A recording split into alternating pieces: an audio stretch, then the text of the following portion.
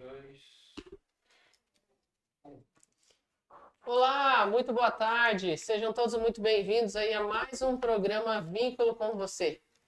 Parece que faz tempo que eu não apareço aqui para vocês, né? Pelo menos acho que a gente teve um feriado e isso aí impacta totalmente apesar de já termos feito um programa semana passada, parece que essa demora, eu sinto essa demora acontecer.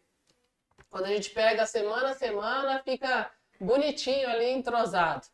Bom, é uma enorme satisfação hoje para mim estar aqui com o Lourenço Saeta Moya, geólogo, com experiência há 37 anos na área. Nem fale. Hoje que a gente fez a conta. Bom, primeiro quero dar saudações a todos que estão aí nos assistindo. Agradeço todos que já nos seguem. Para quem não nos segue ainda, por favor, ative o sininho do canal, do YouTube, para receber as notificações de quando temos novos vídeos. Siga-nos nas nossas redes sociais, né? Estamos presentes aí no Instagram, no Facebook, LinkedIn, TikTok, Kawaii. É só seguir sempre @Vínculo Consultoria MKT. Mas hoje o foco aqui não é falar da Vínculo, e sim falar da H2O, né? Como eu disse, estou aqui com o Lourenço e é uma satisfação recebê-lo aqui. E por favor, Lourenço, dê uma palavrinha. Quem é você? Obrigado, Flávia, pelo convite. É uma satisfação estar aqui falando um pouco da H2O, falando um pouco das estratégias da H2O nessa área de publicidade, na área de marketing, né? Nós somos parceiros, inclusive, dentro dessa área. Muitas das nossas estratégias passam por aqui. Eu sou geólogo, sou formado, que nem ela disse, há um tempinho atrás, logo ali, né? Trabalho hoje, o nosso foco é trabalhar com abastecimento de água, monitoramento, qualidade de água, perfurações de poços, que são soluções alternativas de abastecimento. Então tem grandes consumidores, principalmente, né?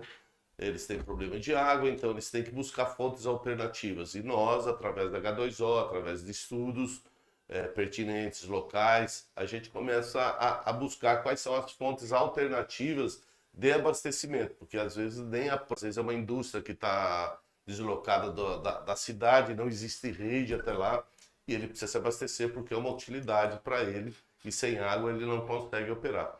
Então a H2O, através da sua expertise, do tempo, da experiência que ela tem para buscar essas fontes alternativas, ela montou e trazendo isso daqui para o cliente. Nós estamos aí no mercado já há 25 anos no Vale do Paraíba, atuando aqui, Vale do Paraíba, Grande São Paulo, região de Campinas, mais ou menos num raio de 300 quilômetros, é a nossa área de atuação, mas nosso foco de atuação para monitoramento principalmente, que você tem uma logística que às vezes é complicada, mas na área de consultoria, que é mais ampla, a gente atua em todo o Brasil. A consultoria, hoje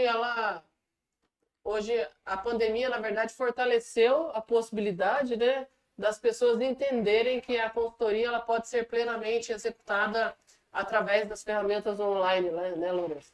Exatamente. Principalmente nessa área de serviços, né? Na execução direta, eu não consigo fazer um posto remotamente, mas toda a parte da avaliação, pré-avaliação, da consultoria do licenciamento, hoje todas as plataformas, inclusive dos meios, dos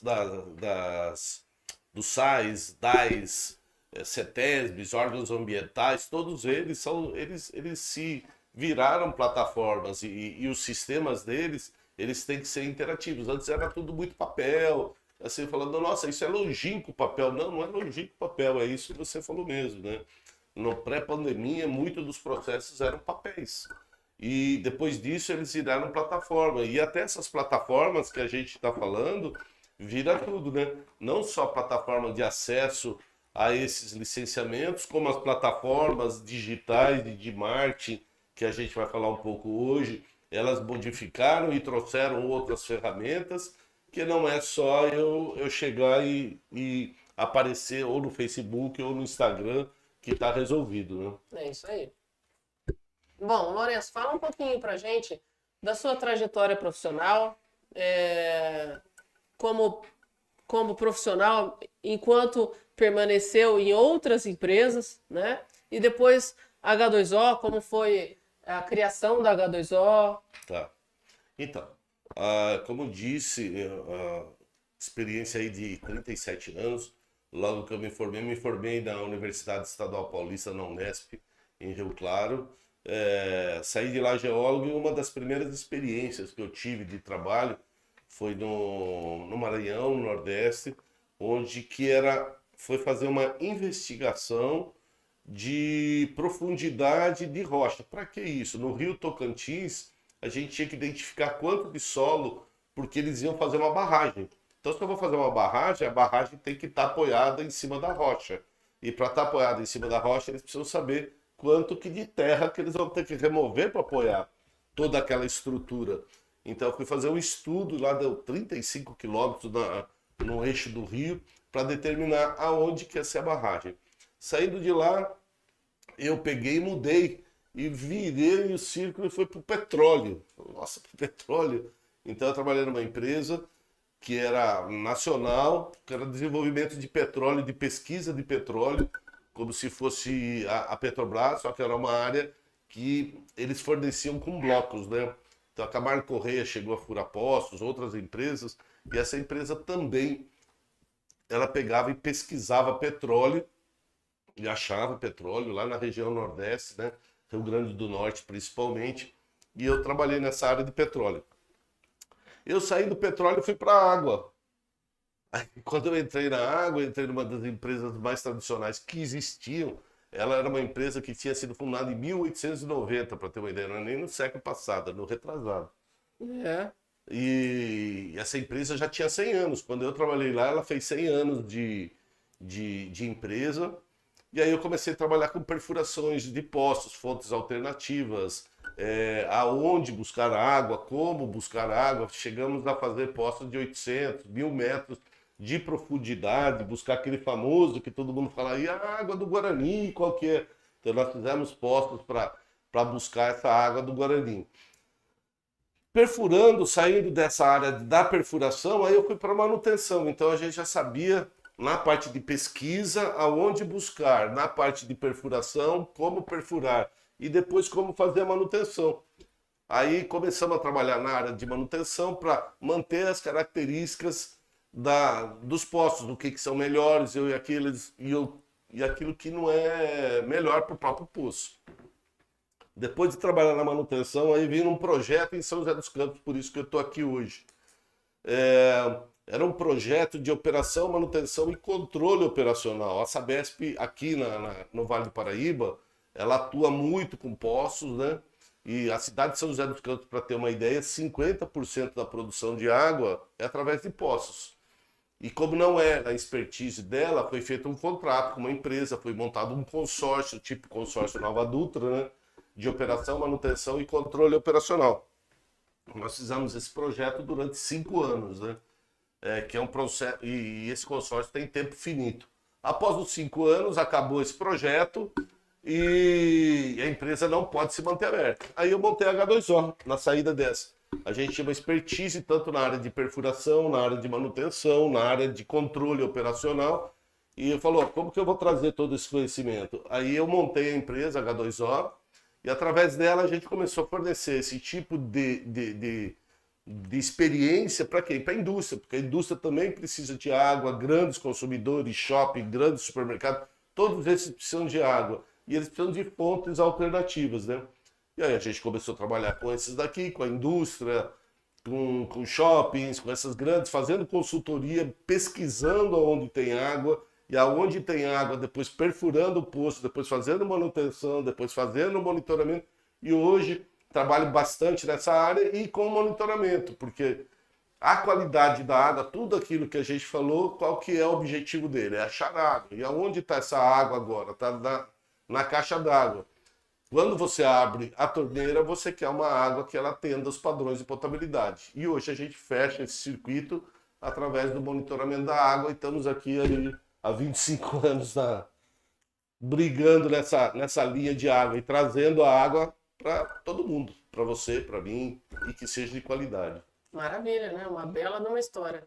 Então, 37 anos de experiência e 25 anos de H2O. Exatamente. 13, 12 anos trilhando um caminho profissional aí para depois vir a criar a H2O, né? Exatamente. Inclusive, isso daqui é interessante, que você está falando 13 anos para trilhar a empresa da H2O. Eu falo muito isso daqui até para funcionários, hoje, para os meus funcionários, que assim, quando você está trabalhando na empresa, é a melhor oportunidade de você aprender um dia a ter seu negócio. É fazendo certo e da melhor maneira possível, desde que você esteja dentro da empresa. E você vai aprender a ser proprietário disso daqui, como você enxerga. Então, durante esses 13 anos, eu aprendi a ser proprietário para poder montar H2O e conseguir trilhar e me manter em 25 anos de empresa. Né? Bacana, é isso aí. É uma bela história. A H2O é uma empresa com 25 anos sólida, né? Já temos a certeza que é uma empresa sólida, porque 25 anos não é para qualquer um. Bom, Lourenço, a nossa pauta de hoje, né, visa falarmos um pouco sobre estratégias comerciais e estratégias de marketing que a sua empresa executa para se manter presente, ganhando cada vez novos mercados. Para isso, eu vou te lançar uma primeira pergunta, né? Quais seriam as principais estratégias que você adota para promover a conscientização ambiental e incentivar as vendas de produtos relacionados à água? Então, esse mercado até é um mercado mais restrito e é um mercado muito seleto, né? Nós vamos até conversar sobre isso durante essa conversa, sobre como chegar no mercado, né? Porque para eu conseguir chegar nesse mercado, as pessoas têm uma demanda, que é a demanda de água, né?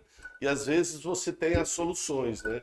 E aí você tem que buscar justamente isso que você fala, né? Das estratégias de eu conseguir levar o meu produto até a demanda deles, né?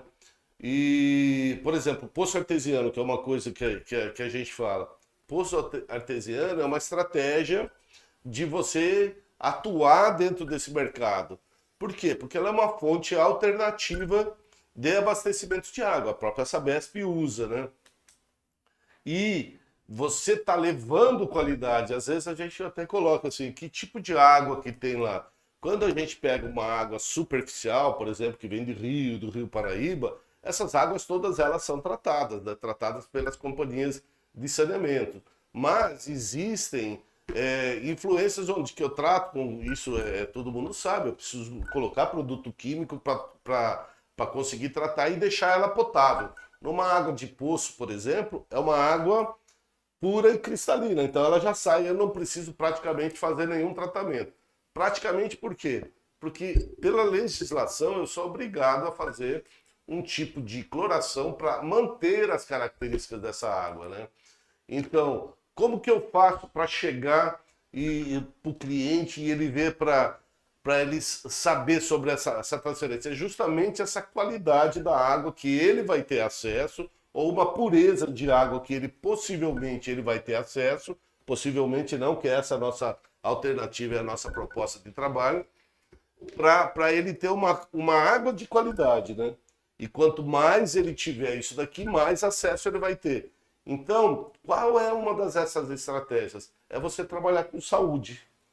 Então, quando eu falo que aquilo que a gente está vendendo ou aquilo que a gente está proporcionando para o cliente não é um poço, o que eu estou proporcionando é saúde. Então, saúde todo mundo quer, poço ninguém quer. Exatamente. Então, uma das coisas que eu falo, por exemplo, quando uma pessoa compra poço, ninguém compra poço. Todo mundo compra água. Sim. Que é o objeto do poço. O poço é o meio de levar essa água, né? Então, esse é um dos caminhos que faz. Então, uma das estratégias para trazer isso daqui e essa conscientização é mostrar aquilo que ele pode estar levando como forma de saúde e transferindo isso daqui para ele. Não só para ele, quanto aos funcionários, né? Você pega grandes empresas e a maioria das empresas, hoje, elas têm sistemas alternativos, né? Justamente por causa de custo também. Além disso, por causa de custo. E aí, pegando esse gancho, como que você segmenta esse público? Como que você identifica esse público? Como você classifica esse público para a sua empresa? Porque eu vou só ilustrar um pouquinho aqui, né? Para quem nos segue, o pessoal assiste 2 programas que eu executo aqui no nosso canal de YouTube. Um é o Educa Vínculo, que é um programa que a gente sempre tem convidado, e o outro é o Vínculo com Você. No programa Vínculo com Você, inclusive hoje eu acho que eu falei Vínculo com Você na introdução, eu errei, mas hoje é dia de Educa Vínculo. No Vínculo com Você, eu trago algumas conteúdo a respeito de marketing, de como você fazer o marketing da sua empresa, você trilhar o seu caminho, e eu falo bastante em segmentação de público, né? Quais são os nichos mercadológicos que a sua empresa pode atender? Então, nesse sentido, eu te pergunto, desde quando você classifica seus clientes? Como você classifica e nicha seus clientes para você ter uma estratégia específica para cada um deles? Isso é uma coisa importante.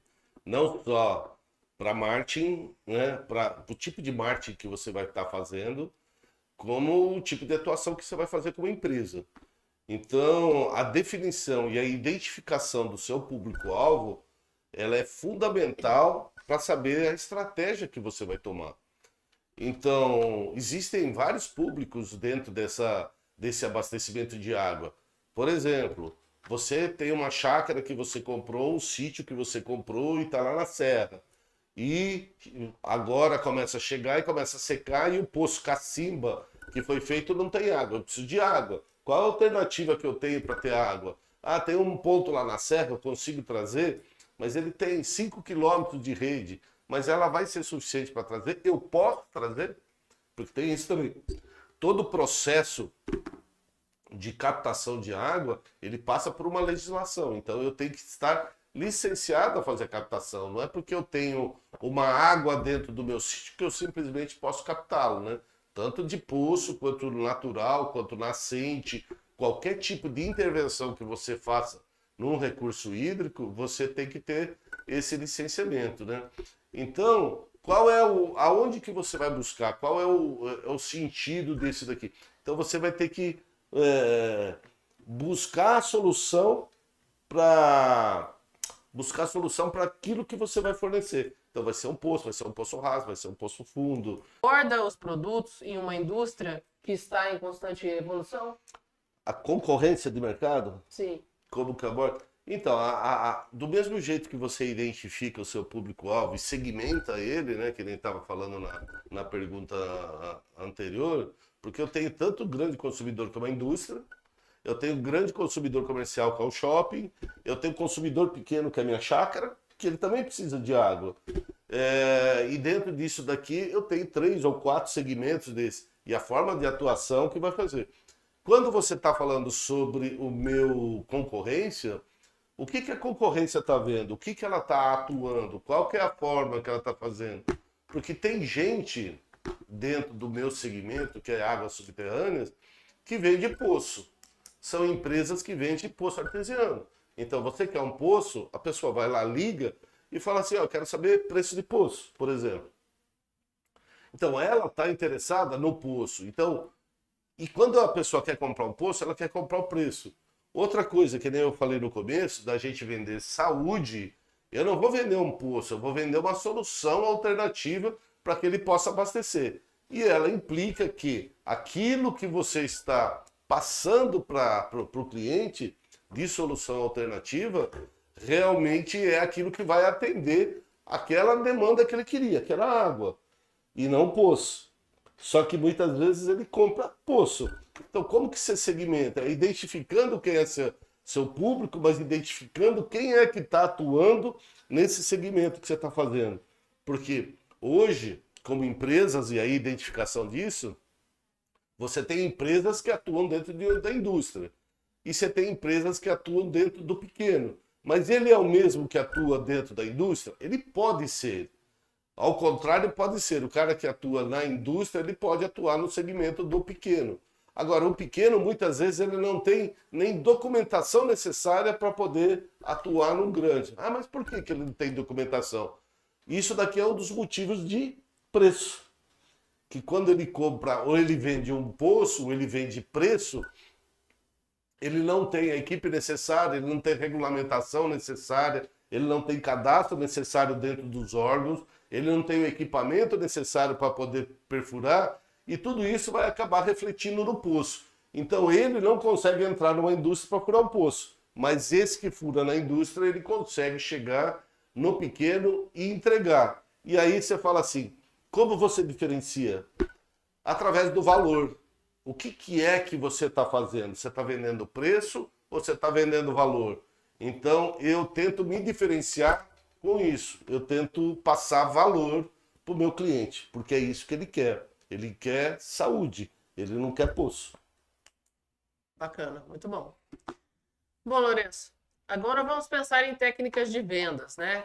Quais técnicas de vendas, abordagens, você considera mais eficaz ou as mais eficazes, né, para convencer os consumidores, não convencer, mas para provar que a sua empresa é a melhor opção? Então, técnicas de venda. Técnicas de venda é uma coisa interessante. Tem gente, muita gente acha, né, que vender é preço, né? E preço é a última coisa. O vender, ou passar, ou comercializar é valor. Então, você não tem preço, você tem valor. Qual é o valor daquilo que você está passando? E a melhor técnica que tem é através da venda de valor, dele saber aquilo que ele está levando, por exemplo, na H2O. Olha, ele está levando 37 anos de experiência, está levando 25 anos de empresa, ele está levando essa lista de empresas ou de postos que já foram feitos. Então, foram feitos postos, já foram feitos nessas empresas. Eu tenho um círculo de referências para passar, eu tenho cases para mostrar, né? E esses cases são aquilo que vai mostrar, em relação à minha concorrência, a diferença entre adquirir um produto ou um serviço na H2O ou adquirir um produto com outro. A decisão é sempre deles, né? Porque do mesmo jeito que a gente fala na parte comercial, tem gente ainda que compra preço e tem gente que compra qualidade. Então, valor do caso, né?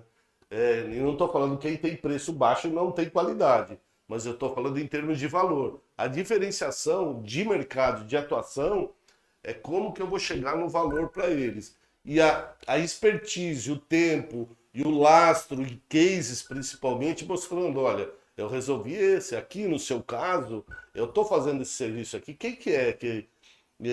para resolver esse daqui, eu tenho um problema disso aqui, como que eu resolvo? Eu resolvo aqui, eu resolvi desse, eu resolvi desse, eu resolvi desse, eu resolvi desse. Qual a probabilidade que eu tenho para resolver desse? São cases, né? Sim, sem dúvida. Então, quando você fala tudo isso para mim, eu entendo que você integra muito bem os valores da sua empresa, né? Quando a gente fala lá de missão, visão e valores, você está integrando os valores da sua empresa no seu processo de venda, né? E a sua empresa, ela também possui valores ambientais? Ah, com certeza, você não consegue trabalhar dentro de meio ambiente se você não tem valores ambientais. E os valores ambientais têm desde os cuidados daquilo que você está fazendo com o meio ambiente, desde aquilo que eu posso fazer isso. Tem muita gente que vai lá, posso fazer isso daqui lá? Não, se você quiser, ele vai lá e faz. Então tem muita gente que vai lá e executa.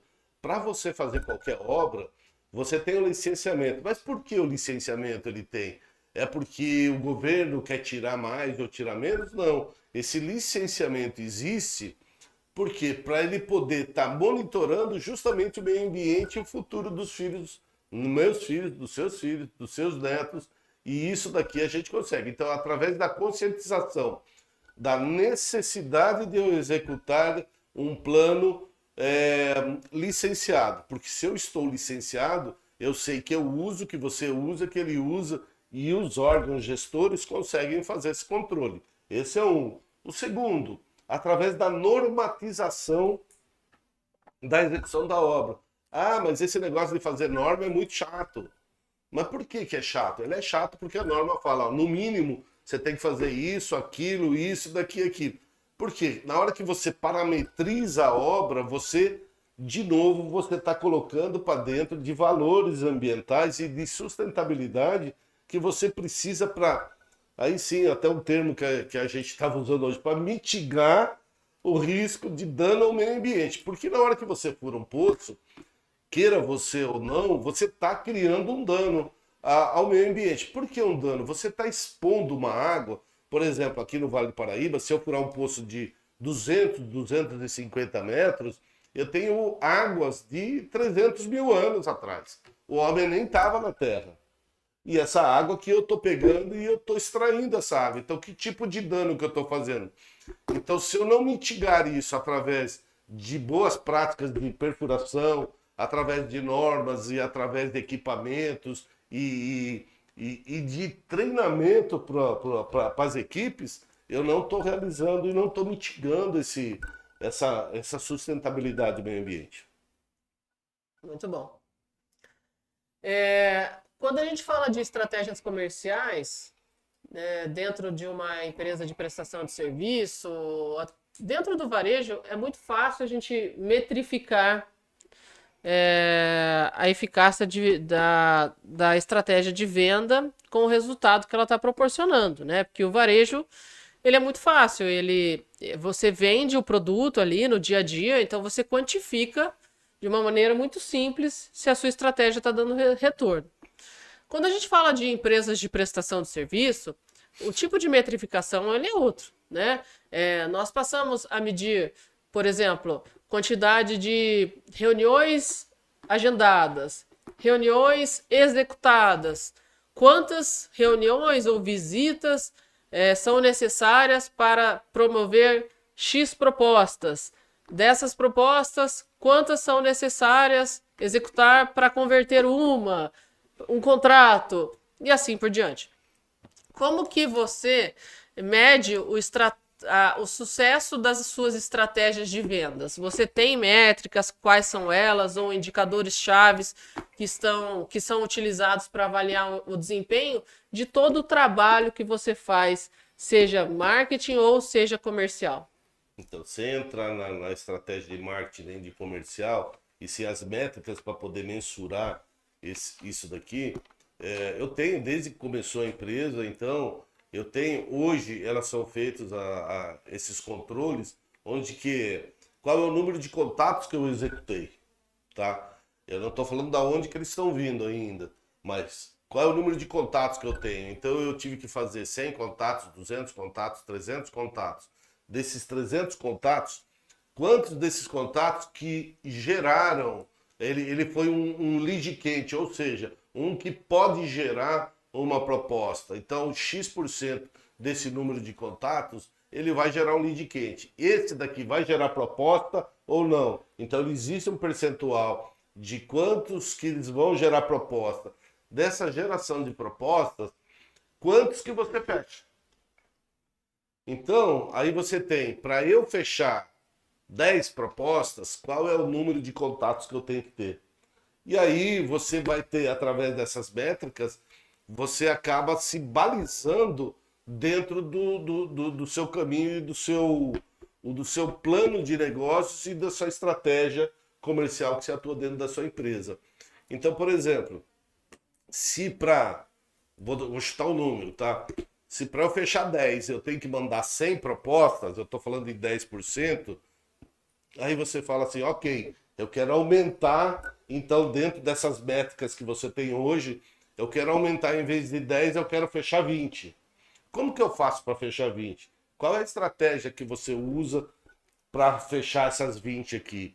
Como que você vai atuar? Aonde que você vai atuar? Então, você tem basicamente duas linhas para fazer. Se eu quero fechar 20, ou eu faço 200 para ter dentro da mesma estratégia que eu tenho. Então, se eu fizer 200 contatos, dentro desses 10% desse exemplo que eu coloquei, eu vou fechar os 20 contratos, que era aquilo que eu queria. Eu tenho estrutura para fazer 200 contatos? Eis as outras questões. Essas são outras questões que você vai ter que levantar. Então, eu tenho estrutura para fazer 200 contatos? E para fazer 200 contatos, ou 200 propostas, eu tenho que ter uma estrutura de envio de propostas. Então eu tenho que ter uma assessoria e um corpo comercial que consiga gerar essas propostas. E se eles geram essas propostas e eu fecho 10%, essas 20 propostas, eu consigo gerar e fazer follow-up dessas propostas para eu poder entrar dentro do meu rateio de entrada desse daqui. Então essa é uma estratégia. A outra estratégia é preço. Bom, eu tenho, se eu fecho 10%, eu fecho 10 em 100, ou eu vou fazer 200 para fechar 20, ou eu vou fazer 20 em 100. Para eu fazer 20 em 100, o que eu preciso mudar para conseguir fechar 20? Aí você vai entrar no seu custo. Aí você vai entrar em custo. Eu consigo mexer em custo? Se eu consigo mexer em custo, eu consigo ver qual que é minha linha de corte. Então eu consigo minimizar meu custo e eu consigo fazer preço para conseguir um valor mais baixo, para conseguir atuar e vender mais 10% ou mais 10 propostas para atingir essas 20. E isso daqui eu coloquei 10 e coloquei 20, coloquei 100 para ser um parâmetro fácil da gente entender em 10%, 20% e 100%. Mas qual é a estratégia que você vai usar? Cada um vai ter que ver aonde que ele atua, né? Se ele vai atuar nos 200 ou vai atuar nos 100 trabalhando com preço. E as duas são estratégias de mercado. Geralmente, e para você atuar principalmente nessa estratégia de preço, você tem que tomar cuidado com a qualidade, porque não vai ser... às vezes você abaixa preço, mas só que você abaixa a qualidade daquilo que você está entregando, né? Então, na hora que você faz isso, ou seja, você não está entregando a mesma coisa. Você está fechando mais, mas não consegue entregar a mesma coisa. Vai falar, mas também por esse preço. Mas foi uma estratégia que você acabou assumindo para poder atingir esse outro público, né? Sim, tudo tem os dois lados, né? Tudo tem os dois lados. É isso aí. É uma baita aula que o Lourenço está dando aqui hoje. Porque, assim, cada cabeça é uma sentença de raciocínio, né? Mas a gente percorre aí o mundo empresarial e conhece vários empresários e vai identificando a maneira como cada um projeta, né, o seu trabalho. E de uma coisa a gente tem certeza, né? Os números é aquilo que permeia todo tipo de rastreamento de dados, né? Então, ou na área comercial, que você vai estar quantificando a quantidade de, como você falou, visita, proposta, contrato, mas até para você fazer 200 visitas, como você colocou, qual é o esforço de ligação telefônicas que você vai ter que ter, ou envio de mensagem pelo WhatsApp, por e-mail, que você vai ter que ter para poder gerar essa quantidade de visitas, né? Para depois coletar lá no final a quantidade de contrato assinado. E como você falou também, a sua empresa tem a estrutura de absorver isso daí, né? E tudo isso vai em preço, né? Tudo isso vai em Porque preço. a gente falou custo. Agora, tudo isso que a gente está falando, ele vai estar alimentando para você fazer o preço. Se você não levar em consideração tudo isso daqui para você poder agregar, quando você vai ver resultado, aí você vê gente, nossa, trabalhei para caramba, vendi para caramba, fiz para caramba, mas não ganhei. Essa é a parte mais cruel. Essa é a parte mais cruel, né? Eu tenho um exemplo disso que a gente está falando, de um amigo meu, que ele vendia um produto e teve um tempo atrás uns sites que eles falavam que a gente comprava e dava um desconto hiper mega, não posso falar o nome dele, ele dava um baita de desconto de 50%. Corte de cabelo, por exemplo, manicure, que tinha aquilo lá. Vai lá e você vai ter 50% Eu lembro. no corte de cabelo. Aí esse amigo meu vendia um produto dentro disso e ele pegou e falou, vou fazer. Aí a estratégia que o site colocava para ele falou, olha, primeiro, você tem que fazer 50% do preço para a gente conseguir trazer o público para cá. Ele falou, ó, legal. Então vamos fazer isso daqui, eu vou fazer uma banda aí de 15 dias e a gente faz isso daí, 50%. Falou, só que 30% é meu, dos 50%. Ou seja... Ele trabalhou por 20%. Ele falou, nunca trabalhei tanto na minha vida. Ele falou, trabalhei 15 dias e quando ele foi ver o resultado, prejuízo. Ele falou, eu trabalhei para eles, porque eles ganharam só de fazer, eu tive que dar um desconto. Ele falou, hoje eu voltei no meu preço normal, como estratégia, estou no meu preço normal, eu ganho menos, não ganho volume, mas eu me pago. Então, isso é uma coisa que a gente tem que tomar cuidado com as estratégias e formação de preço. Formação de preço é uma coisa importante. Sem dúvida nenhuma. E eu falo bastante disso também, né? Da formação de preço. Lourenço, hoje a H2O ela se utiliza de tecnologia, de plataformas digitais para se evidenciar ou até mesmo se relacionar com seus clientes?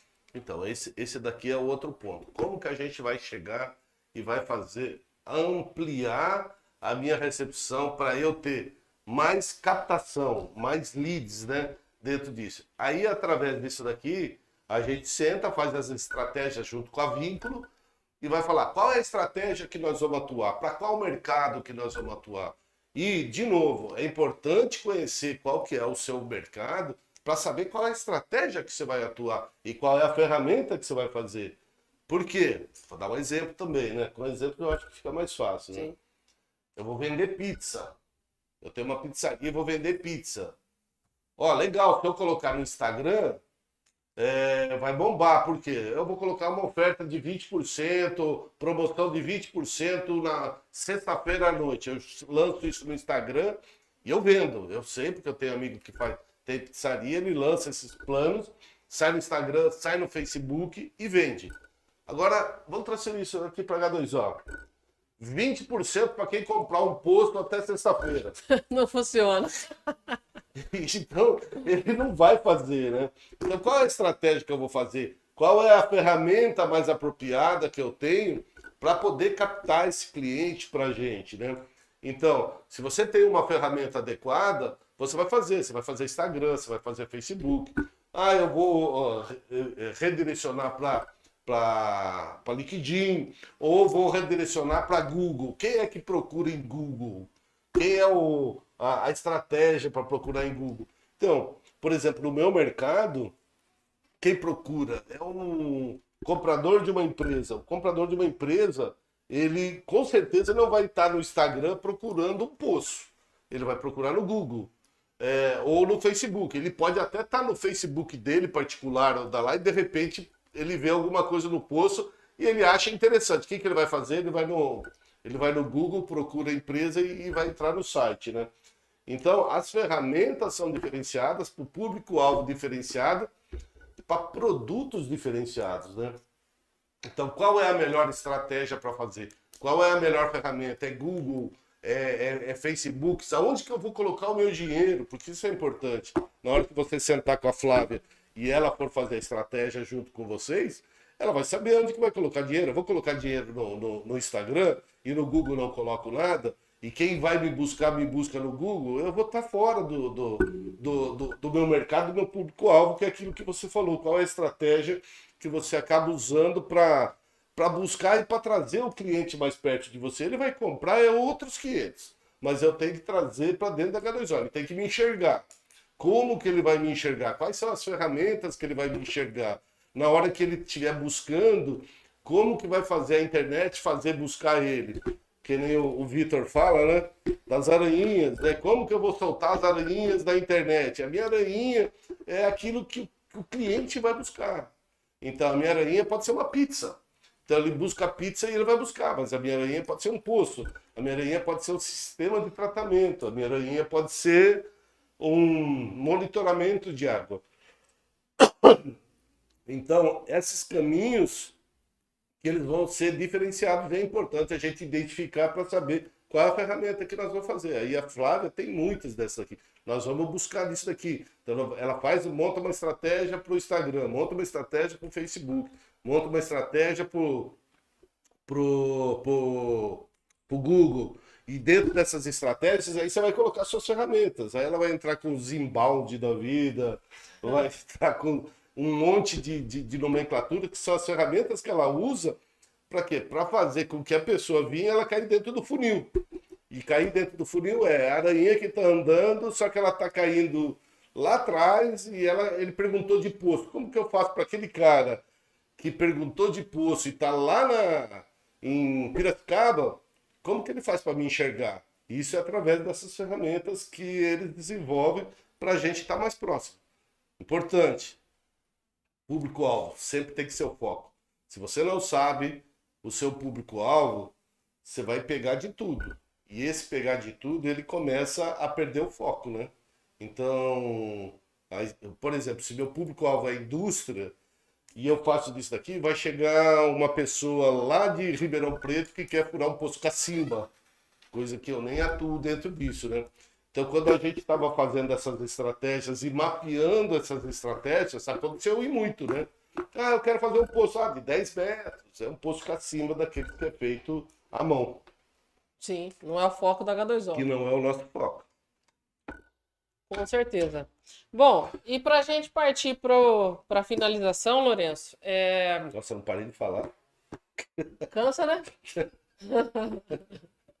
Ainda mais que você fala rápido e tá raciocinando, tá falando, né? Mas olha, você já tá há 40 minutos falando. Nossa Senhora. Você já tinha percebido? Não? Eu quero te fazer uma última pergunta para H2O e depois mais uma pergunta aí do seu lado profissional. Tá. Né? Agora eu queria entender como que está o mercado, né, da H2O. Como está a economia para o mercado da H2O, né? Como que esse ano entrou o novo governo aí, como que as empresas estão se comportando na tua área de atuação. Porque a gente entende que muitas vezes outros concorrentes seus podem estar assistindo esse vídeo, inclusive alunos, que era isso que eu queria que você falasse depois né, dessa última pergunta. O Lourenço, ele tem aí cursos EAD que ele faz também, que ele promove, e então você tem seus alunos. Sendo assim, conta pra gente primeiro como que tá no teu mercado.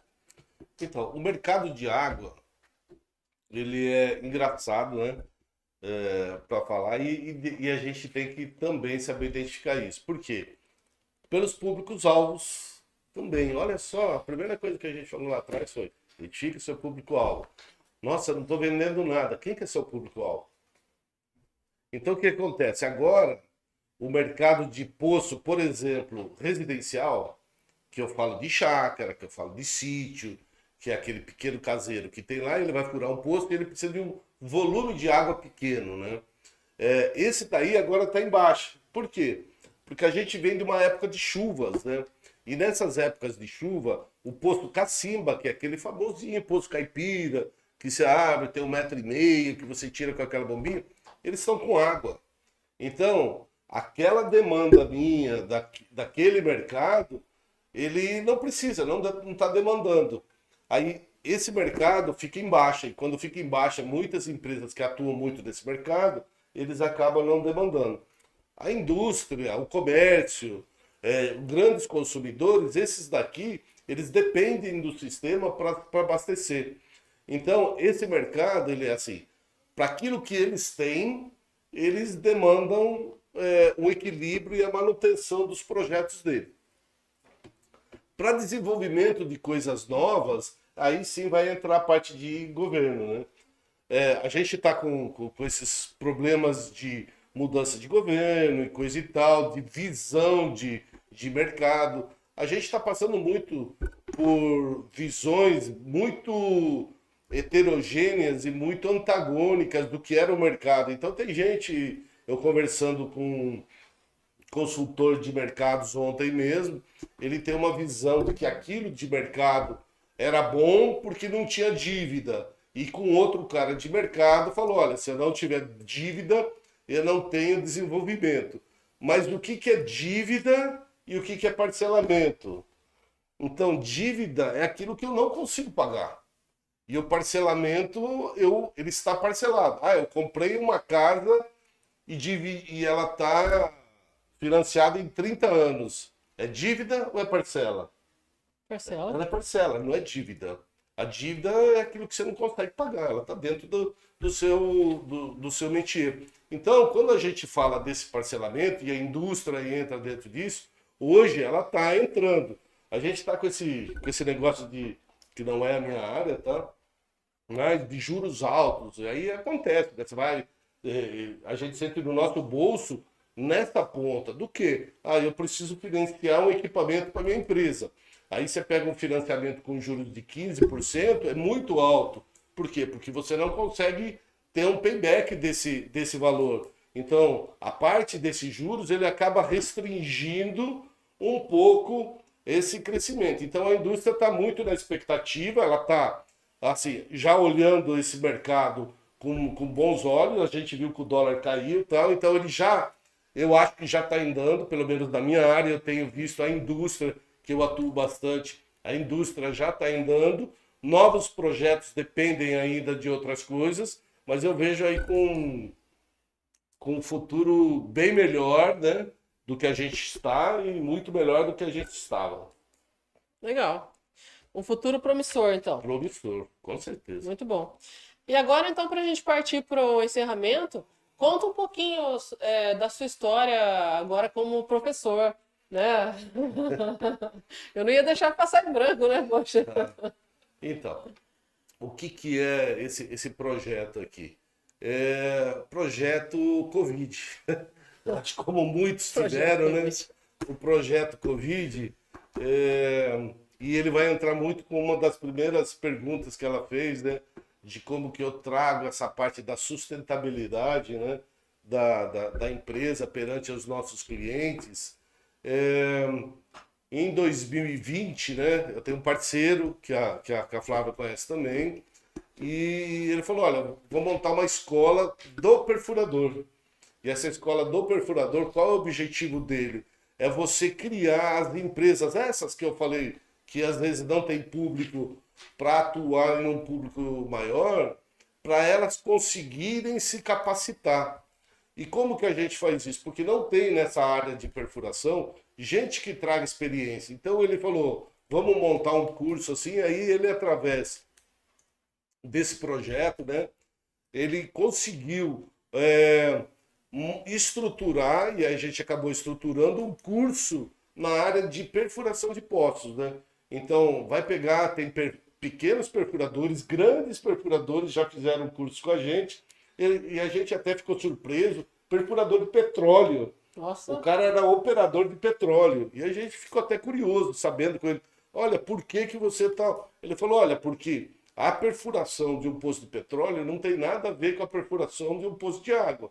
Eu tenho a técnica de perfuração, só que a sensibilidade e aquilo que eu busco, como são meios diferentes, são caminhos diferentes que eu tenho. Então teve geólogo de petróleo, perfurador de petróleo, e a gente pegou e balizou um curso. E através desse curso a gente foi fazendo toda a parte de capacitação, né, dos alunos, né, online. Então a gente começou a fazer online. A partir do ano passado a gente começou a fazer um curso pró, de manutenção pró, deles virem até a empresa e a gente dá um curso sobre manutenção desses postos, né? E agora a gente já está com um projeto de levar o curso para outros estados e para o local onde que a empresa vai fazer. Então, aonde que vai fazer? Lá em Goiás ele monta uma estrutura, a gente monta um curso presencial local, e dentro desse curso nós vamos ter um curso prático da execução de toda a obra, né? É um projeto bem legal e nós já formamos mais de 300 alunos, perfuradores, para conseguir capacitar. Então, quando vai falar assim, quais são as ações da sua empresa para manter a sustentabilidade em termos de meio ambiente? Eu acho que através da capacitação das pessoas de executarem dentro dos parâmetros legais, reais, dentro das normas, nós vamos estar melhorando o approach que eles estão dando para o meio ambiente e nós estamos melhorando com certeza a qualidade da obra que eles estão fazendo e do resultado. A gente tem alunos que na hora que eles empregaram o método que a gente colocou para ele, as técnicas perfeitas, eles pararam. E eu conheço até um deles, então posso ver que realmente, né? Com certeza. Muito legal. E é uma experiência que você gostou, uma experiência gratificante. Agora falando um pouco, né, de professora para professor, né? Porque muitas pessoas me perguntam, por que você leva duas vidas aí, né? Tem a sua vida profissional e também tem a vida acadêmica. E assim, eu costumo dizer para as pessoas, né? Não, é satisfação, né? É satisfação. A gente também estuda mais, né? Então você sempre quando você vai ensinar, por mais que você já tenha experiência, você sempre vai estudar novamente, revisar coisas. Eu acho que a gente, quem ensina é o primeiro que mais aprende, não é? Com certeza. Isso daqui é uma coisa que a gente coloca para muitos dos nossos alunos, né? Nós vamos passar para eles as bagagens daquilo que a gente tem, mas nós vamos aprender com vocês. Sim. Porque eles têm os cases deles. Através desses cases, se você aplicar as técnicas, você minimiza e você conserta. Mas o case é dele. Sim. Então você está sempre aprendendo, né? Então, essa troca, ela é fantástica, né? E depois, quando a gente pega depoimento dos alunos, aí é melhor ainda. Quando falou, olha, através do curso que vocês fizeram, foi um marco da virada da minha empresa. E aí a satisfação é plena, né? Exatamente. A parte de depoimentos é a mais fantástica que tem, né? Você receber... Às vezes eu recebo mensagem pelo WhatsApp, né? Chega uma mensagem pelo WhatsApp, não sei se você se lembra de mim, mas foi sua aluna e tal data, e queria te dizer que estou muito feliz, que agora mudei de área, subi o nível, sei lá. Já tive alguns depoimentos diferentes também. E, nossa, é muito gratificante. Acho que é o que sela o nosso sentimento pelo amor profissional que nós temos por aquilo que a gente faz. E aí, quando você ensina, então, não tem preço. Com certeza. Que legal, Lourenço. E como que o pessoal faz para entrar em contato com você?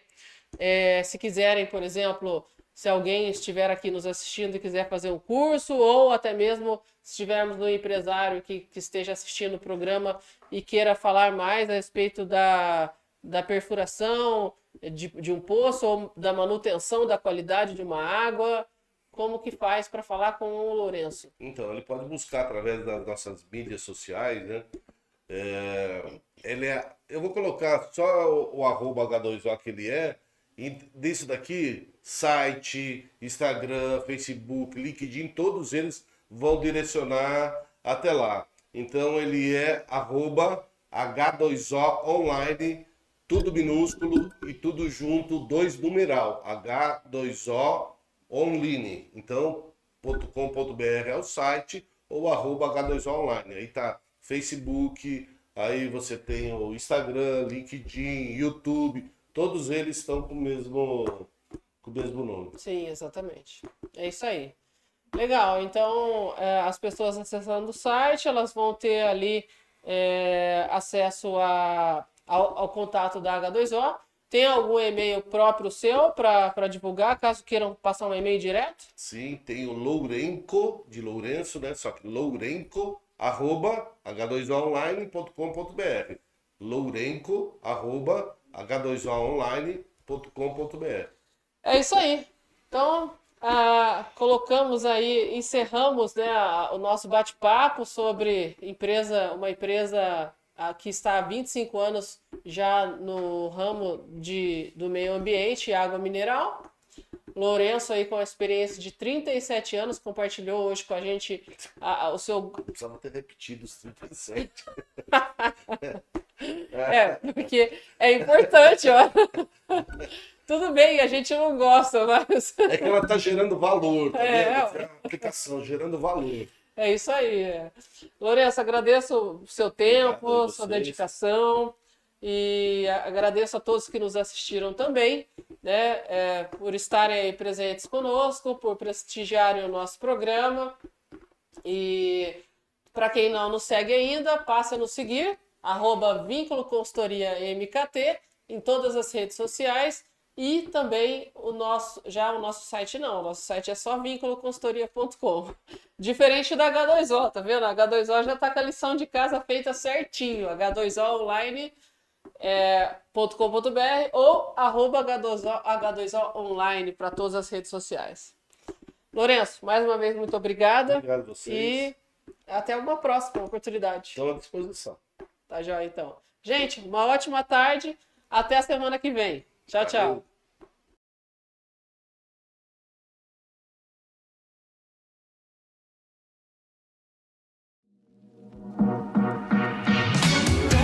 Cry about it. Let's finish what we started. Don't wanna cry about it. Let's finish what we started. Oh,